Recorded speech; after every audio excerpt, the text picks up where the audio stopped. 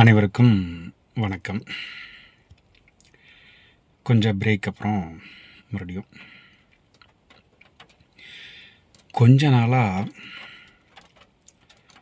உடம்பளவில் மனசளவில் ரொம்ப வெயிட்டாகவே இருந்துச்சு.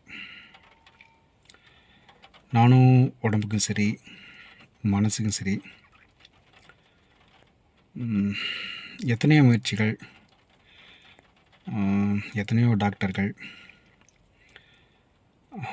இன்னும் சொல்லப்போனால் பேசக்கூட முடியல.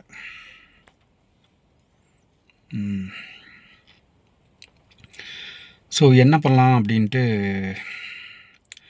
ஒரே குழப்பம். அதாவது இந்த வார்த்தையெல்லாம் சொல்லலாமான்னு தெரியல. அவ்வளவுதானோ அப்படிங்கிற கண்டிஷன் வரைக்கும் போயிடுச்சு. என்னடா நம்ம இவ்வளோ செஞ்சோம், இவ்வளோ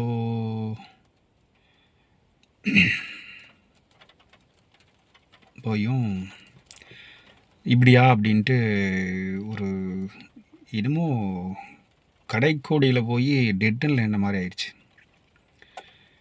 அப்புறம் கடைசியாக என்ன தான் முடிவு அப்படின்னு பார்க்குறப்ப எந்த டாக்டர்ஸ் இந்த என்னென்னமோ எல்லாம் பார்த்தோம். என்ன பண்ணலாம் அப்படின்ட்டு எனக்கும் புரியல. அப்போ தான் ஊருக்கே உபதேசம் சொன்னாலும் நமக்கு கொஞ்சம் கடைசி டெட் எண்டில் போய் நமக்கு மேலே ஒருத்தர் இருக்கான்ல அப்படிங்கிற எண்ணம் எப்போ வருது? பல நாட்களாக உள்ளே போட்டு போராடி அழுது புலம்பி உடலில் கெட்டு மனதை கிடச்சி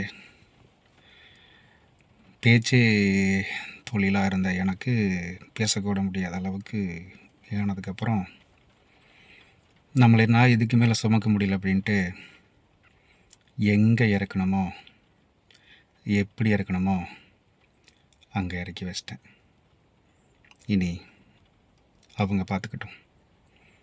என்னால் சுமக்க முடியாதப்ப படைச்ச வழிகாட்டுற அவங்களோட பொறுப்பு தானே. ஸோ இனி மொத்த பொறுப்பையும் மொத்த சுமையும் அவங்ககிட்ட கொடுத்துட்டு நான் அவங்க காட்டுற பாதையில் போக போகிறேன்.